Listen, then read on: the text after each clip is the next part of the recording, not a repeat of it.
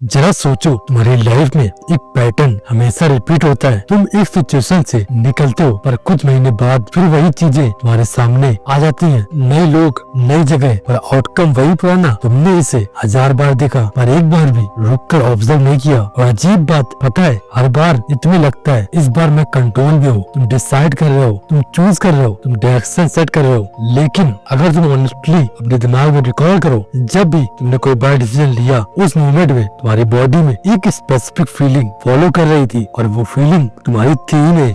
यही वो पिलर है जो अगर तुमने अब नहीं समझा तो तुम्हारी लाइफ में एक साइलेंट लॉस होता है रहेगा, जो किसी बिल की तरह दिखाई नहीं देता है पर हर साल तुम्हारे पोटेंशियल की एक लेयर छील देता है।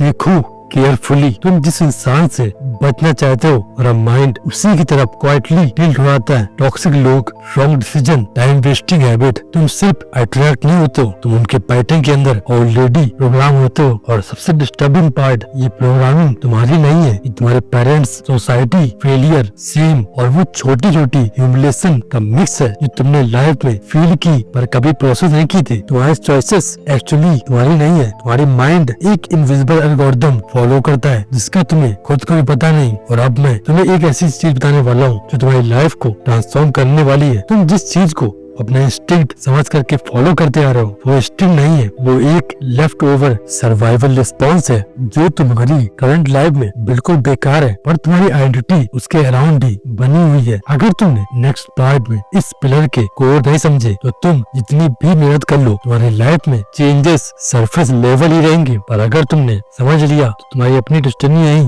अपनी प्रोग्रामिंग के ऊपर खुद को रिराइट करना शुरू कर दोगे। तुम्हारी लाइफ में जो सबसे डेंजरस वॉर चल रही है वो बाहर नहीं अंदर चल रही है। और सबसे शौक की बात, तुम इस वॉर को आइडेंटिफाई नहीं कर पाते हो। कभी नोटिस किया है तुम हर बार एक ही जैसी सिचुएशन में वापस आ जाते हो, नए लोग पर वही कॉन्फ्लिक्ट, नई जॉब पर वही फ्रस्ट्रेशन, नए डिसीजन पर वही डिसअपॉइंटमेंट। ये कोइंसिडेंस नहीं है, ये तुम्हारे माइंड का अनप्लान्ड बैटलफील्ड है। सन त्सू के लॉ नंबर 1 का कोर यही है, जिस इंसान ने पहले से कैलकुलेट नहीं किया वो बैटल स्टार्ट होने से पहले ही हार चुका होता है। और ये तुम्हारी लाइफ में बार बार रिपीट होता है। तुम सोचते हो तुम अपने डिसीजन खुद ले रहे हो पर तुम ऑब्जर्व भी नहीं कर पा रहे हो कि डिसीजन से पहले तुम्हारे माइंड में किस पैटर्न को साइडली फॉलो किया था। तुम रिजल्ट से डरते हो या फिर लड़ते हो पर रूट कॉज को देखते ही नहीं हो। एक मोमेंट याद करो जब तुमने सोचा था इस बार सब अलग होगा। तुमने प्लान बनाया पर ऑब्जर्व नहीं किया, तुमने एक्शन लिया पर कैलकुलेट नहीं किया और कुछ दिनों में तुम वापस उसी पुरानी सिचुएशन में गिर गए। जैसे कोई इनविजिबल स्क्रिप्ट तुम्हारी लाइफ को रिपीट कर रही है। लॉ नंबर 1 तुम्हें एक ही चीज वार्न करता है, जो चीजें तुम ऑब्जर्व नहीं करते वो तुम्हें कंट्रोल करती रहती हैं। और तुम्हारी लाइफ का फर्स्ट बैटलफील्ड ऑब्जर्वेशन ही है जो तुम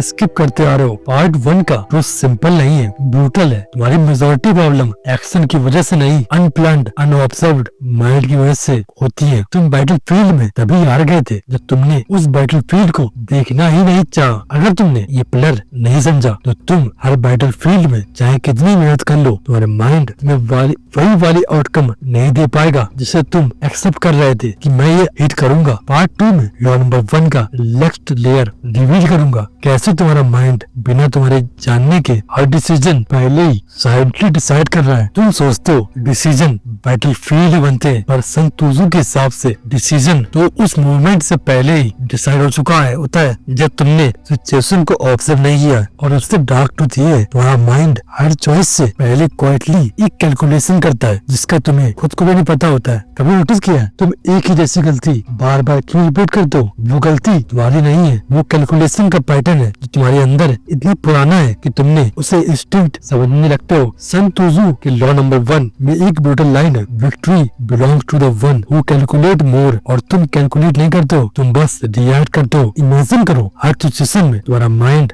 5 इनविजिबल फैक्टर इवेलुएट करता है, train, timing, strength, weakness, enemy behaviour. लेकिन तुम सिर्फ एक फैक्टर देखते हो, तुम्हारी फीलिंग। और फीलिंग बैटलफील्ड में सबसे अनरिलायबल सोल्जर होती है, इसलिए तुम बार बार वही डिसीजन लेते हो जो तुम्हें सेफ फील कराती है। लेकिन वो सेफ नहीं होती, वो प्रेडिक्टेबल होती है। और एक बात, प्रेडिक्टेबल डिसीजन कभी विक्ट्री नहीं लाते हैं, सिर्फ रिपीटेशन लाते हैं। अगर तुम ऑनेस्टली सोचो तुम्हारी लाइफ में कोई भी मेजर डाउनफॉल एक जेन्युइन मिस्टेक नहीं था, वो एक अनकैलकुलेटेड स्टेप था। तुमने प्लान नहीं किया था, तुमने ऑब्जर्व नहीं किया था, तुम बस चले गए थे जैसा तुम हमेशा चलने के कोई ट्रेन हो। लॉ नंबर 1 का हिडन ट्विस्ट ये है, बैटलफील्ड में जीत एक्शन से नहीं, एक्शन से पहले की साइलेंस से होती है। वो साइलेंस जिसमें तुम पैटर्न क्रिएट करते हो पर तुम्हारा साइलेंस चॉइस से भरा होता है। तुम सोचते हो तुम ऑप्शन एनालाइज कर रहे होते हो पर असली में तुम सिर्फ अपने पास्ट कंडीशनिंग को रिपीट कर रहे हो। पार्ट नंबर 2 सिंपल नहीं है, ये तुम्हारी आइडेंटिटी हिला देता है। तुम डिसीजन नहीं लेते हो, तुम डिसीजन परफॉर्म करते हो जो तुम्हारे सबकॉन्शियस ने ऑलरेडी कोरियोग्राफ कर रखे होते हैं। अगर तुमने इस मैकेनिज्म को डिकोड नहीं किया तो तुम अपनी पूरी लाइफ रिएक्ट करते रहोगे और तुम रिएक्ट करने वाले कभी बैटलफील्ड में नहीं जीत सकते।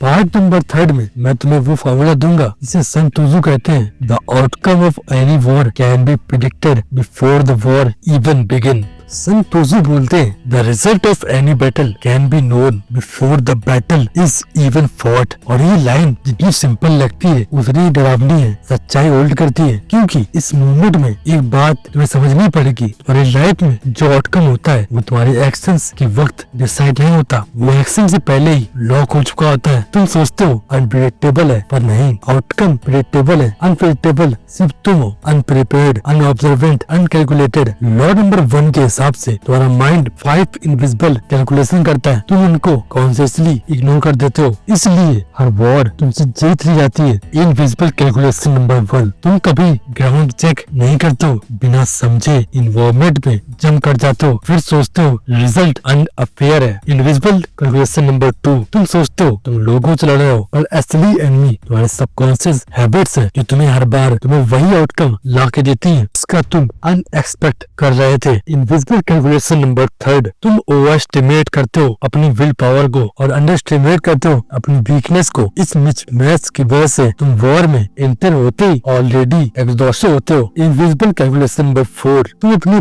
ब्लाइंड स्पॉट्स को ईगो बोलकर प्रोटेक्ट करते हो पर बैटलफील्ड में ईगो सील्ड नहीं होता, ईगो एक ओपन वाउंड होता है, ऐसा वाउंड जो तुम्हें हमेशा दर्द देता है। इनविजिबल कैलकुलेशन नंबर 5, तुम रॉन्ग टाइम पे पर राइट डिसीजन लेते हो पर फिर ब्लेम करते हो कि लाइफ अनफेयर है। सन त्सू बोलते हैं, टाइमिंग की मिस्टेक विक्ट्री को डिफीट में कन्वर्ट कर देती है बिना किसी इनविजिबल फिर कहे विजिबल रीजन के। अगर तुम इन 5 कैलकुलेशन को कॉन्शियसली देखना शुरू नहीं करते हो तो तुम्हारी लाइफ में कोई भी चेंज परमानेंट नहीं होगा। तुम जितनी भी मेहनत कर लो तुम्हारा डिफॉल्ट पैटर्न तुम्हें फिर वही आउटकम ला देता है। और अगर तुम इन कैलकुलेशन को मास्टर कर लोगे तो तुम आउटकम को प्रेडिक्ट नहीं आउटकम डिजाइन करना शुरू कर दोगे। पार्ट 3 का फाउंडेशन ये है, बैटलफील्ड में जीत सिर्फ उनकी होती है जो वॉर से पहले वॉर देख लेते हैं, बाकी लोग बस फाइट करते रहते हैं विदाउट एवर विनिंग। अब तक तुम समझ चुके होगे तुम्हारी हर डिफीट का ओरिजिन बैटलफील्ड में नहीं तुम्हारे कैलकुलेशन में था। पर अब मैं तुम्हें वो मेथड देने वाला हूँ तुम्हारी पूरी प्रोग्रामिंग को ब्रेक करेगा और तुम्हारे सबकॉन्शियस को फोर्स करेगा कि वो वॉर तुम्हारे रूल्स पे लड़े, लाइफ के रूल्स पे नहीं। Step number 1, slow down before you move. तुम्हारी सबसे बड़ी प्रॉब्लम ये है कि तुम फास्ट एक्ट करते हो पर स्लो ऑब्जर्व करते हो। जब एक्शन ऑब्जर्वेशन से तेज हो जाए तो तुम हमेशा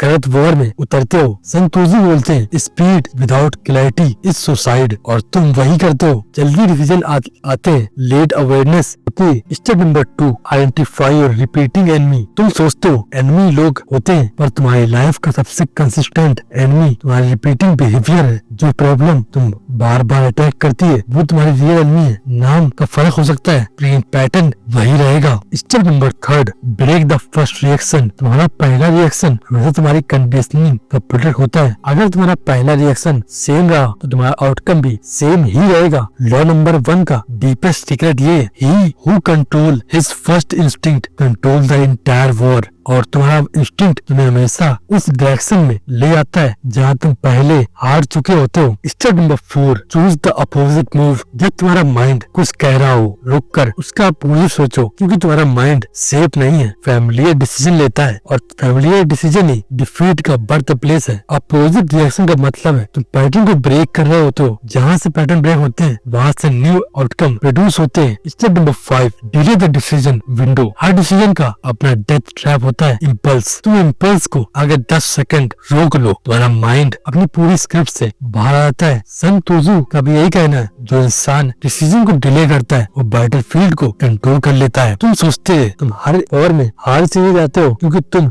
स्ट्रॉन्ग नहीं हो, पर असली रीजन ये था तुम्हारी कैलकुलेशन तुम्हारे अगेंस्ट थी। लॉ नंबर 1 तुम्हें एक ही चीज सिखाता है, change your calculation and your fate has no choice except to change. Part number 4 ये रिवील करता है विक्ट्री एक इवेंट नहीं, विक्ट्री एक इक्वेशन है और तुम्हारी इक्वेशन पहली बार तुम्हारे कंट्रोल में आने वाली है। तुम सोचते हो जीत सिर्फ तब मिलती है जब तुम एग्रेसिवली फाइट करो, पर सन त्सू का सबसे डेंजरस लेसन ये है, the greatest victory is the victory you win without entering the battle field. और ये तुम कभी कर सकते हो जब तुम्हारी कैलकुलेशन इतनी शार्प हो जाए कि तुम बैटल को शुरू होने से पहले ही अपने फेवर में ट्विस्ट कर दो। और अगर तुम्हें ये 5 साइलेंट वेपन पता होते तो तुम अपनी लाइफ को अभी इसी वक्त चेंज कर रहे होते। इसलिए अब ध्यान सुनो क्योंकि ये पार्ट बहुत ज्यादा इम्पोर्टेंट है। Silent weapon number 1, predict their move. People predictable होते हैं, उनके रिएक्शन, उनकी फियर, उनकी स्ट्रेंथ सब एक पैटर्न फॉलो करती है। अगर तुम उनका नेक्स्ट मूव पहले ही देख लो तो तुम्हें फाइट की जरूरत ही नहीं पड़ती है। सन त्सू बोलते हैं, to know your enemy is to win half the war. और तुम्हारा एनिमी इंसान नहीं है, उसका बिहेवियर पैटर्न होता है। Silent weapon number 2, create the illusion of choice. सबसे powerful strategy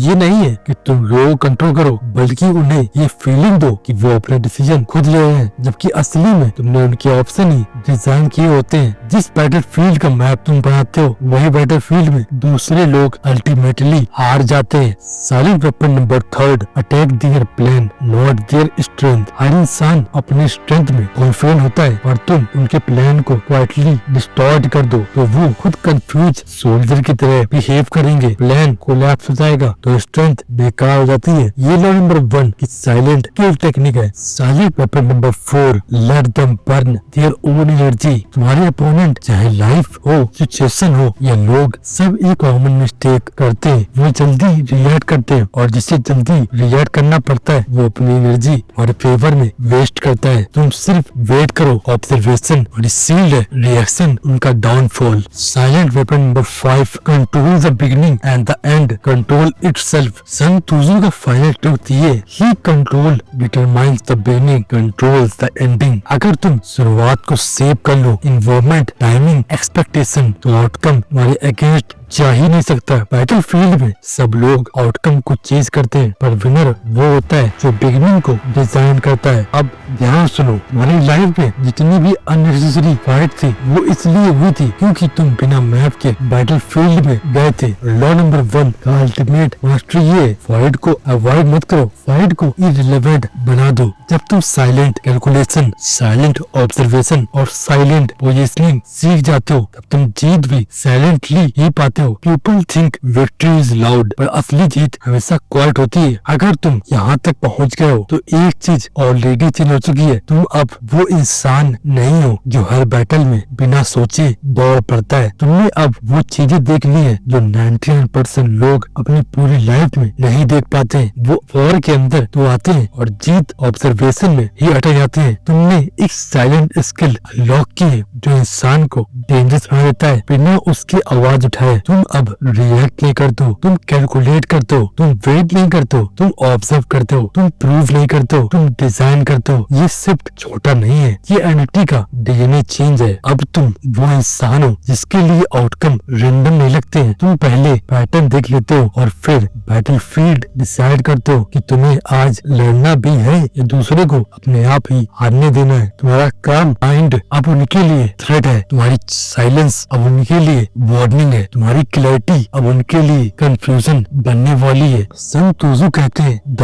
one who wins is the one who has already won in his mind. और तुमने ये वॉर इस वीडियो के अंदर ही जीत ली है। अब तुम बैटल फील्ड में जाने वाले इंसान नहीं रहे, तुम बैटल फील्ड को सेव करने वाले इंसान बन चुके हो। आज तुमने एक पावरफुल ट्रुथ ऑब्जर्व किया है, fight waste energy but calculation build empire. अब तुम्हें जीतने के लिए फाइट करने की जरूरत नहीं है, तुम बस कैलकुलेट करो और एक्शन लो और बाकी सब ऑब्जर्व करेंगे कैसे तुम सडनली डोमिनेट करते जा रहे हो। अगर तुमने इस आइडेंटिटी को लूज नहीं करना चाहते हो तो इस जर्नी को कंटिन्यू करना होगा, बिकॉज जो हाफ वे में रुक जाते हैं उन्हें पुराने पैटर्न वापस खींच लेते हैं। अगर तुम सच में चाहते हो कि तुम्हारे माइंड, तुम्हारी डेस्टिनी और तुम्हारा लाइफ मैप सिर्फ तुम्हारे कंट्रोल में रहे, then you know exactly what to do next. अगर तुम ये वीडियो यहाँ तक देखा है तो इसका मतलब सिंपल है, तुम 1% लोगों में हो जो अपनी लाइफ के इन पैटर्न को ट्रूली डिकोड करना चाहते हो। और अगर तुम की जर्नी यहीं छोड़ दोगे तो तुम वापस उसी लूप में गिर जाओगे जहाँ से तुम सालों तक फंसे थे। इसलिए अब एक कॉन्शियस डिसीजन लो, सब्सक्राइब करो ताकि तुम्हारा माइंड वापस पुरानी प्रोग्रामिंग में फिर से स्लिप ना हो। लाइक करो क्योंकि ये सिस्टम समझ देता है कि तुम इस ट्रांसफॉर्मेशन का हिस्सा बन चुके हो। और जब तुम तुम्हारे बिहेवियर ये सिस्टम नोटिस करता है तो इसकी रीच बढ़ती है और ट्राइब और बड़ी बनती है और तुम तब तक अकेले नहीं रहते हो। चॉइस तुम्हारी, डोमिनेट करना है या रिपीट होना है, तब तक के लिए स्टे डोमिनेंट।